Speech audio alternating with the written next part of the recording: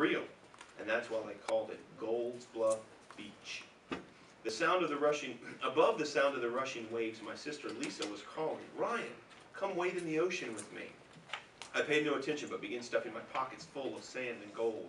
Soon my pockets were bulging, so I bent over and poured sand inside my shoes. "What are you doing?" a voice behind me boomed.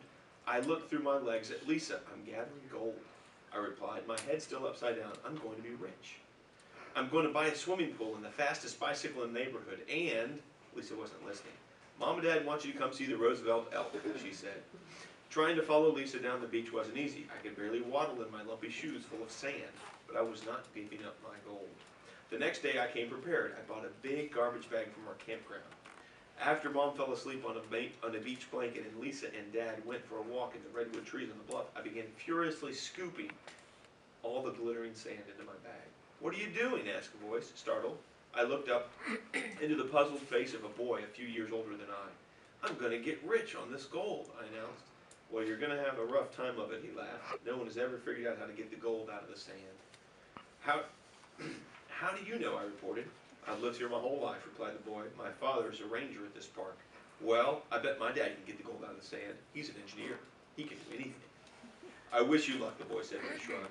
I watched him saunter down the beach and settle on a smooth, whitened log and begin to read a book. He often looked up and gazed thoughtfully at the ocean, then underlined something or wrote a few words in the book's margin. Once he called to me and motioned me down the beach.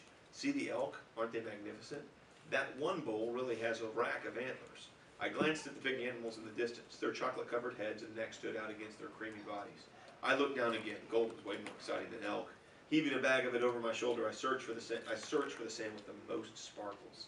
When my bag got heavy, I began stuffing my pockets. I decided to rest on a log near the trees at the edge of the beach. I struggled over to it, turning my back to drag the bag the last few feet. Just as I reached the log, I lost my balance and kneeled over backwards, landing on a heap on the other side of it. Suddenly I flinched. My hand was resting on something soft and furry. Then something bleating loud in my ear. I jerked around. Right in front of my freckled nose, was a black, quivering nose. My eyes traveled past the long, floppy ears to the brown, spotted body. "An elk calf," I gasped. "Look out!" shrieked the boy with the book. I staggered up in horror. I saw a huge cow elk charging down the beach toward me, her ears flattened against her head. "She thinks you're hurting her baby," cried the boy. Dropping his book, he ran toward the cow, trying to distract her.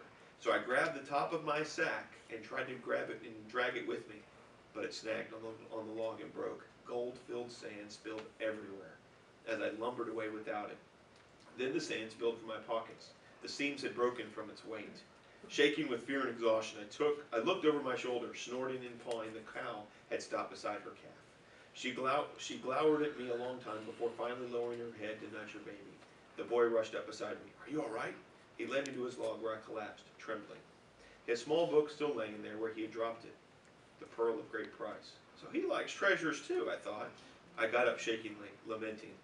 "We have to go back to Fremont tonight, and now I'll have to start all over again to get more gold." The boy shook his head. "After all this, I thought maybe you'd give up." "Oh no," I said, "I want to be rich." "What would you do if you were rich?" "I'd buy the tallest silks in town, a life-size transformer, and maybe a whole toy store." I was still dreaming about my toy store as I asked, "What would you do if you got rich?" "All the money in the world couldn't buy what I want most." "Really?" He looked wistfully at the sunlight dancing on the water. "I want to give my mother her eyesight back." Suddenly I forgot about the toy store.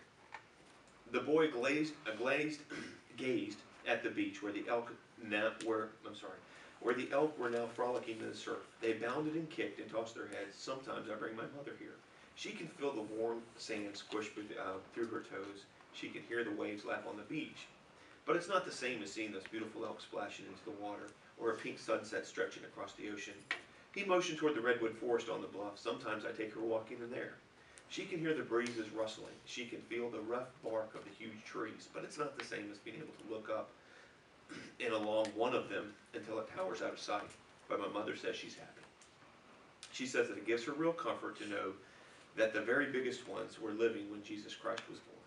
She says that when she's resurrected, she'll see the redwoods and the ocean and the elk with her own eyes.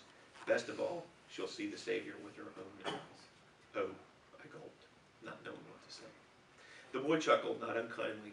You know, you remind me of the man who built his house upon the sand. What do you mean? You've been building your dreams on a pile of sand. Even when you were charged by dangerous elk, you tried to drag the sand with you. For me, I'd rather build my dreams on something that I can't spill out of my pockets. What's that? A faith in God, like my mother's, he answered. Oh, I said. I pointed to the Pearl of Great Price. Is the house on the sand story in that book? No, it's in the Bible, in the Book of Mormon. I've never read the Bible, and I never even heard of the Book of Mormon. So what's in this book? It explains a lot about why God created us. Wow. As I reached for the book, Dad called. I groaned. Oh no, I have to go now.